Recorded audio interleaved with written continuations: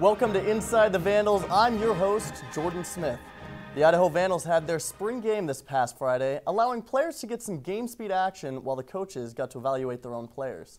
Senior wide receiver Jeff Cotton had an incredible game, catching 13 passes for 217 yards and 4 touchdowns. Mason Petrino led the quarterbacks, completing 17 of 22 passes for 307 yards and 3 touchdowns.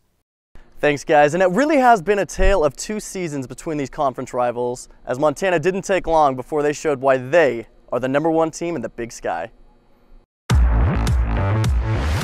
The Vandals traveled to hostile territory in Missoula for the Little Brown Sign game and kept things interesting early on, going blow for blow with Montana. Cam Tyson drilled a couple threes, and Idaho found themselves trailing only by 7 with just over 13 to play. But about midway through the first half, the Grizzlies would blow this game wide open and would never look back.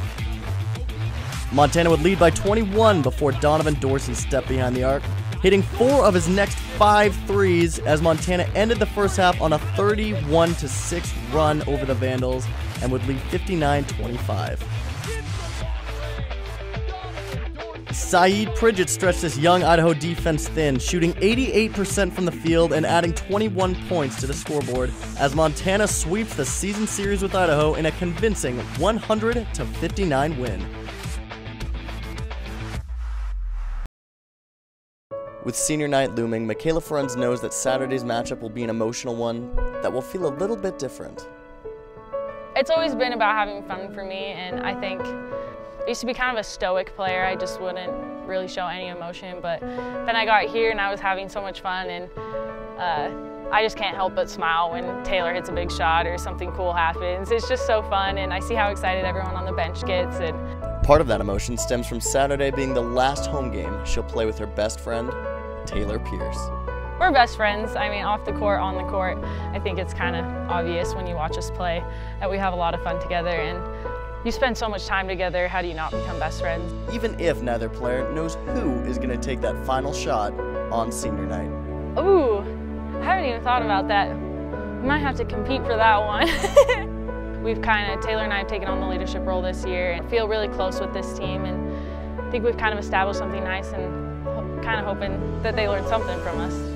But perhaps no one's been more pivotal to Michaela's success than her head coach, John Newley, a father figure for Michaela.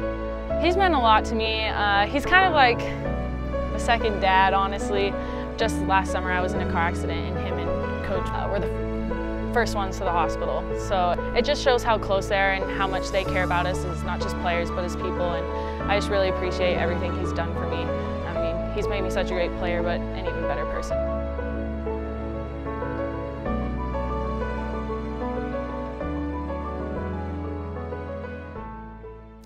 The Idaho Vandals men's basketball team will need to find some replacements this offseason as Cameron Tyson, Gino West, Lassini Camaro, and Cassius Smith-Francisco are all planning to transfer schools.